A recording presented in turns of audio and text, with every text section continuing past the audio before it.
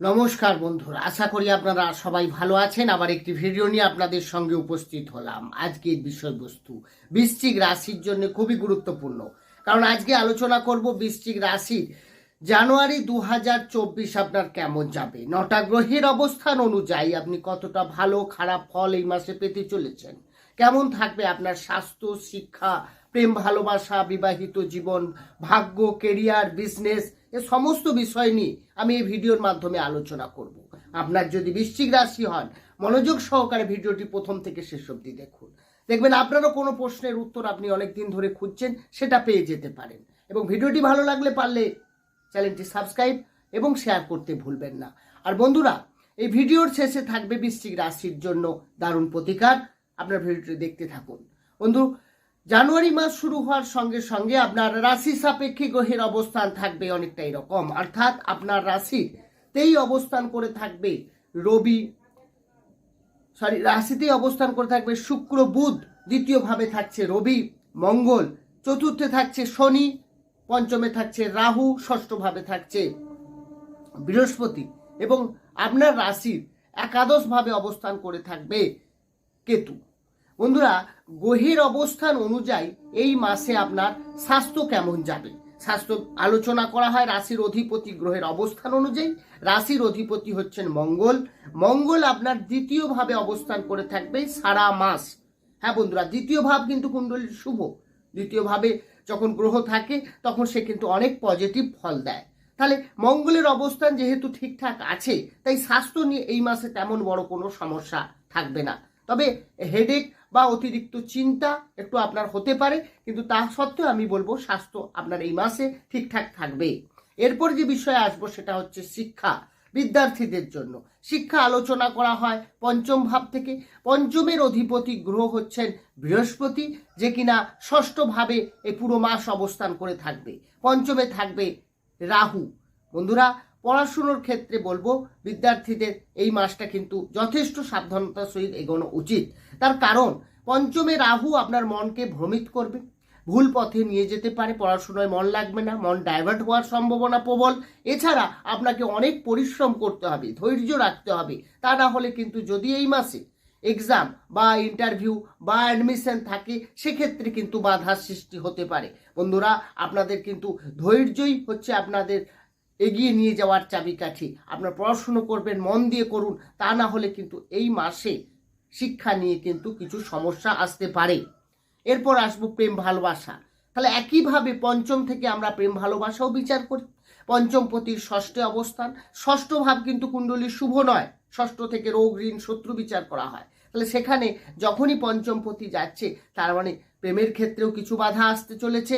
পঞ্চমে রাহু থাকছে, আপনার যে সামনের ব্যক্তি যার সঙ্গে আপনার প্রেমে যুক্ত আছেন, তার সম্পর্কে কিছু সন্দেহের অবকাশ তৈরি হতে পারে, কিছু তার সম্পর্কে ডাউট, তার ক্যারেক্টারে কিছু চেঞ্জ লক্ষ্য করতে পারেন এবং দুজনের মধ্যে কিন্তু মিসআন্ডারস্ট্যান্ডিং, কথাবার্তা বন্ধ হয়ে যাওয়া, এমনকি বিচ্ছেদ পর্যন্তও কিন্তু ঘটতে পারে। বন্ধুরা, তাই এই মাসে প্রেমের ক্ষেত্রে নতুন করে প্রপোজ করাও ঠিক না এবং প্রেমকে আগিয়ে নিয়ে যাওয়া এই মাসে কিন্তু দুজনের মধ্যে কিন্তু তালমিল বাড়াতে হবে।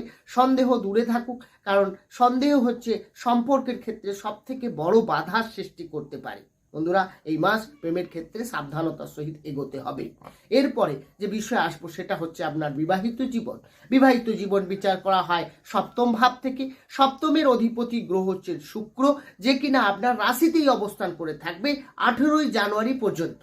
তাহলে 18ই জানুয়ারির পর সে কিন্তু দ্বিতীয় ভাবে যাচ্ছে, সেখানেও কিন্তু ভালো ফল দেবে। তাহলে শুক্রের অবস্থান যথেষ্ট ভালো, আপনার রাশিতেই রয়েছে। তাহলে সপ্তমপতি আপনার রাশিতে থাকা মানেই আপনার যে লাইফ পার্টনার থাকবে, সে কিন্তু আপনার কথা শুনে চলবে। হ্যাঁ, অনেকটা আপনি যেটা বলবেন সেই অনুযায়ী দেখবেন আপনার কথা শুনে চলছে সে এই সময়, কারণ গ্রহ অনুযায়ী সে কথাই বলছে। দুজনের মধ্যে তালমিল যেমন বাড়বে, সম্পর্কের ক্ষেত্রেও কিন্তু বড় কোনো ডিসিশন নিতে গেলেও দুজনের মধ্যে আলোচনা করে নিলে আপনার কিন্তু অনেক সাকসেস আসবে।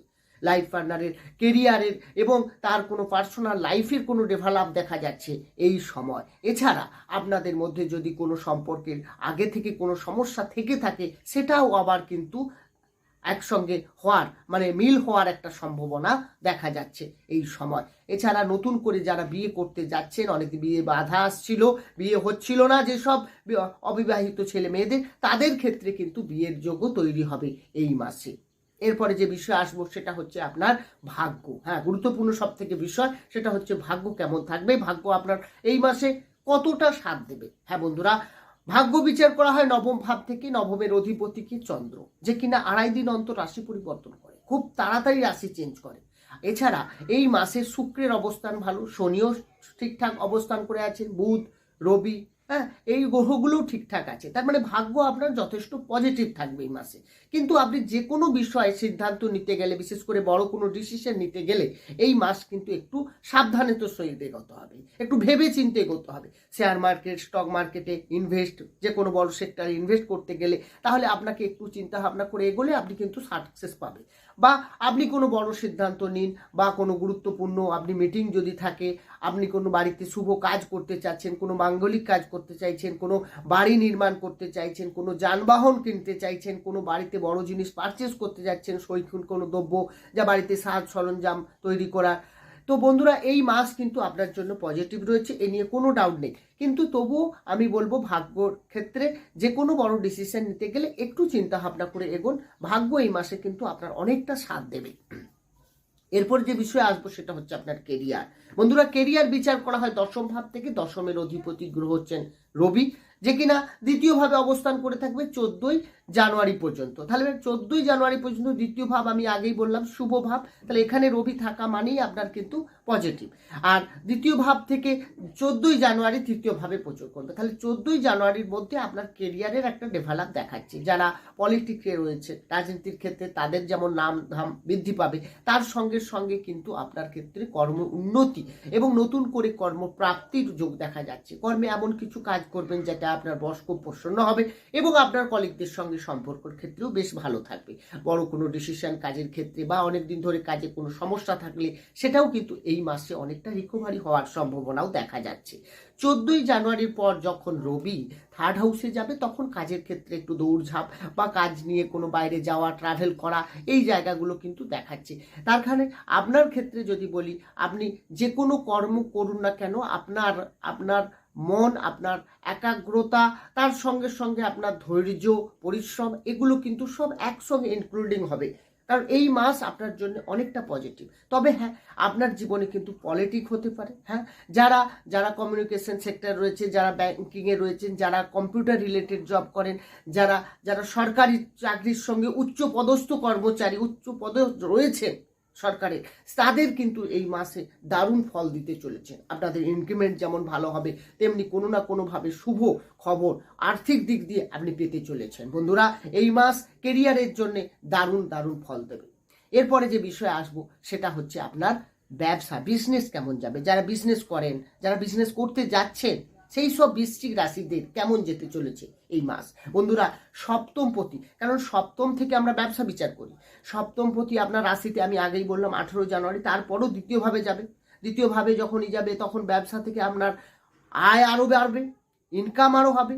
আবার ব্যবসার ক্ষেত্রে আপনার কিন্তু পার্টনারশিপ ব্যবসা হোক বা নিজের ব্যবসা, আপনি কিন্তু নতুন করে শুরু করতে পারেন। এই মাস কিন্তু আপনার জন্য খুবই খুবই ভালো। এছাড়া আপনি যদি কোনো ব্যবসার ক্ষেত্রে কোনো সমস্যায় থাকেন বা ব্যবসা নিয়ে আপনি কি করবেন ভাবছেন, চিন্তা ভাবনা করছেন, আপনার ভাবনা চিন্তা ছেড়ে এই মাসে কিন্তু মন দিয়ে আপনি বিজনেস করুন, দেখবেন আপনার সাকসেস হচ্ছে। আপনার কাস্টমার ডিলিং ভালো হবে, কাস্টমারের সঙ্গে সম্পর্ক উন্নতি দেখা যাচ্ছে, বা যারা টার্গেট অ্যাচিভ করার সম্ভাবনাও এই মাসে ভালো রয়েছে। বন্ধুরা, এই আলোচনা কিন্তু সব রাশিভিত্তিক আলোচনা। বর্তমানে গ্রহের অবস্থান যেমন আছে সেই অনুযায়ী সেই রাশি সেই ফল পাবে। ভালো খারাপ কোন বিষয় সেটা আমি আলোচনা করি। কিন্তু জন্মকালীন যদি কারো গ্রহের অবস্থান খুবই খারাপ থাকে, কারো ধরুন জন্মের সময় মঙ্গল খারাপ থাকলো, সে এখানে এসে মঙ্গল তার যতই ভালো থাকুক না কেন ভালো ফল দেবে না। কিছুটা তো তারতম্য হবেই, কিছু তারতম্য হবে। না হলে গ্রহের অবস্থান যদি দশা ভালো চলে, গ্রহের অবস্থান ভালো থাকে জন্মকালীন, তো এখনের অবস্থান অনুযায়ী এই ফল আপনি পাবেনই পাবেন, এটা কিন্তু শিওর। এছাড়া আপনার যদি কোনো পরামর্শ নিতে চান, কোনো কুণ্ডলী বিচার করতে চান, আর কোনো যদি বাস্তু নিয়ে কিছু ডিসকাস করতে চান, অবশ্যই আমার ডেসক্রিপশনে নম্বর রয়েছে, সেখানে গিয়ে যোগাযোগ করতে পারেন। আজকে আসবো লাস্ট প্রতিকারে। বন্ধুরা, আপনার রাশিতে বৃহস্পতি এই মাসে একটু ডাউন থাকছে, ষষ্ঠভাবে থাকছে।